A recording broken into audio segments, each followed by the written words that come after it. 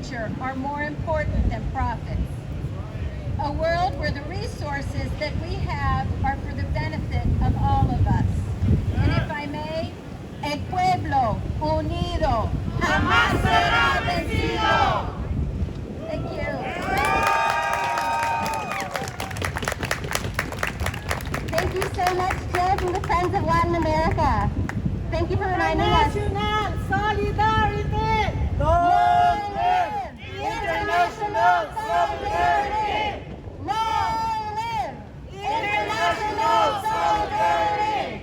From Latin America to the Philippines! Stop the U.S. war machine! From Latin America to the Philippines! Stop the U.S. war machine! Thank you again, Jill, for raising those issues about the importance of international solidarity and being able to recognize the similarities between struggles and movements for liberations that transcend borders because of the global nature of U.S. imperialism and imperialism around the world. Thank you for reminding us that we must prioritize people over profits, and that we have to invest in our own communities so that governments have to invest in their own countries so that people are not forced to go abroad to look for better job opportunities. I would now like to welcome Yannick, who is part of the Philippine Cultural Society at George Washington University. He's going to be speaking on behalf of Kabataan Alliance, which is a national alliance of Filipino youth and student organizations that advocate for rights and welfare of Filipinos in the United States, the Philippines, and around the world. They unite and empower Filipino youth and students to engage in community organizing and advocacy to build towards a just society where people can reach their full potential. Thank you, Yannick.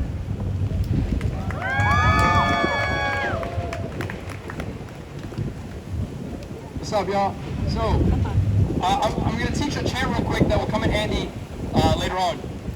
And it's, shout out to Chrissy, it's Kabataan Unite, Fight for People's Rights. So I'll say Kabataan Unite, and then y'all will say, Fight for People's Rights. There we go. Okay. So I'll start here by addressing my fellow Filipino Americans. Because we tend to believe in certain myths, right? We're told to unquestionably respect authority, to work hard so that we can become rich. We're told to keep our heads down and study, and then later maybe we can say something about the government.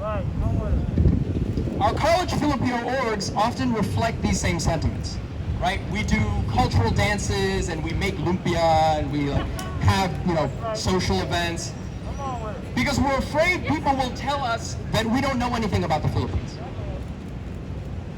What we actually don't know is that our silence is the greatest tool of the Duterte regime. That's right! What we actually don't know is that celebrating culture is meaningless when we do nothing as indigenous people are bombed, displaced, kept in poverty in our own homeland. That's right! What we don't know is that to respect our elders is to fight for their right to a good home, to fight for their right to land, to fight for their right to live without fear.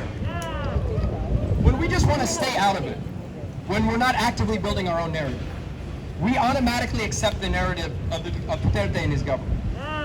Duterte tells us, he tells our parents, he tells our families to be deathly afraid of government opponents, Islam, drugs, the working class.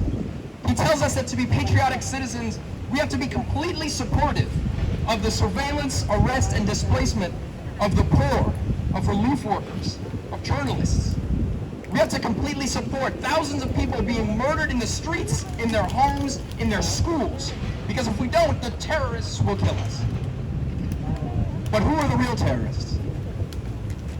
Police fire tear gas and shoot into crowds, both here in the Philippines, so that people will be discouraged from taking on fascist leaders. Is that not terrorism? Lumat indigenous children forced away from their schools by paramilitary forces so that mining companies can exploit their ancestral land. Is that not terrorism? Duterte threatens journalists with jail time and assassination because they reveal the truth. Is that not terrorism? 30,000 people murdered by police and vigilantes. Children as young as 3 charged with no crime. Is that not terrorism? And when youth leaders, university students, LGBTQ and rural activists are red tagged as terrorists and are harassed, tortured, injured, and killed, is that not terrorism as well? The government and its supporters have the audacity to claim that left-leaning politicians kidnap children and train them to become terrorists. We saw that yesterday. We keep seeing that. That's the narrative the government tells us. People like Sarah Elago of the Kabataan party list in Congress. But what do these so-called terrorists do? They fight to eliminate school fees. They expand internet access. They increase wages and working conditions for women. That kind of thing only makes people who want to oppress us scared.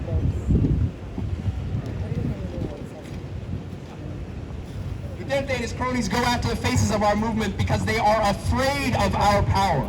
So let's make them even more afraid. As young Filipinos, Filipino Americans, and allies, let's reorganize our Fil-Am clubs. No matter where you are in the United States, no matter how political you were in the past, let's all transform our culture nights, our performances into radical spaces to learn about our current societies and dream about new ones. Let's build solidarity. Let's reclaim the narrative. Let's build this mass movement. They can red tag us. They can send people to intimidate us. They can keep telling us that we don't know anything and that we can't change anything. But will we flinch? Will we flinch? No! Will we back down? No! Will we give up?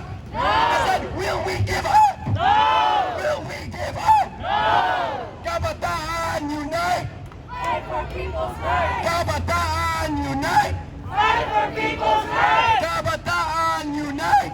Fight for people's rights! Let's go.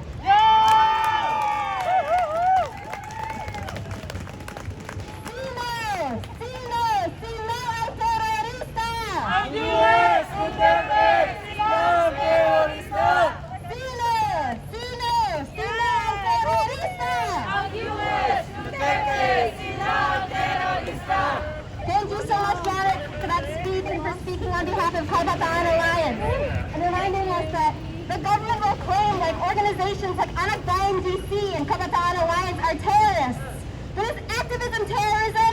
No! Is speaking out for your country and your fellow Filipinos terrorism? No!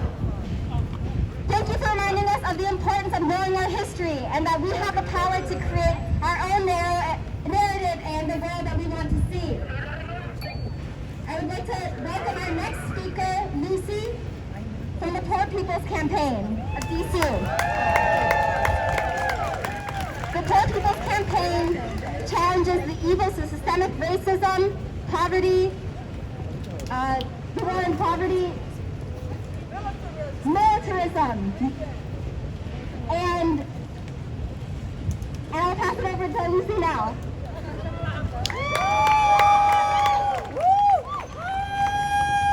Good afternoon, everybody.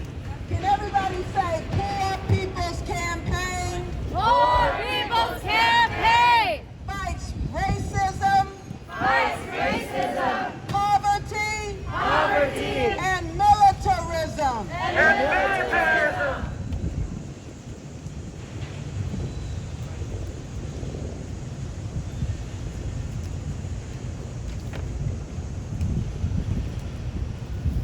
I'm not a speaker. I'm a singer.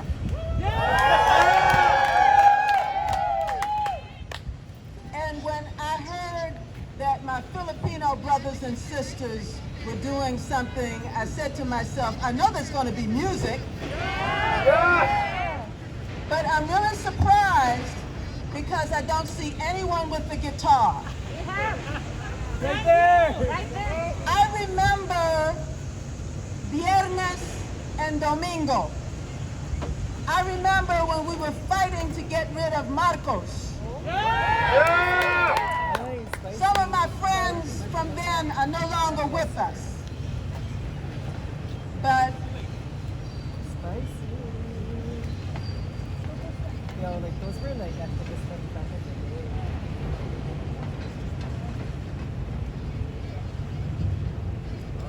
we shall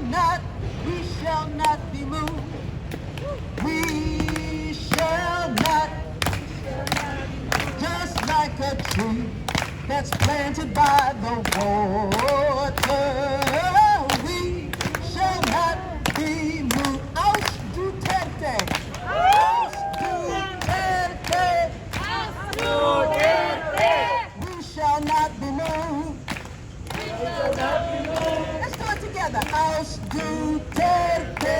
We shall not be moved. Just like a tree that's planted by the water. We shall not be moved. One more time. We shall not.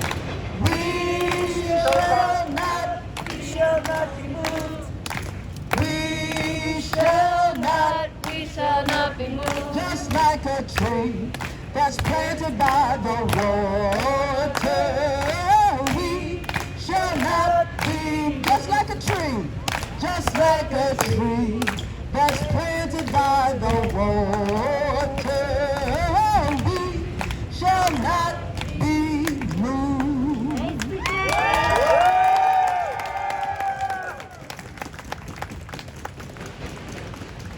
The people united We'll never be defeated. will never be defeated. The people united. Ang tao, ang bayan. Ngayon ay lumalaban.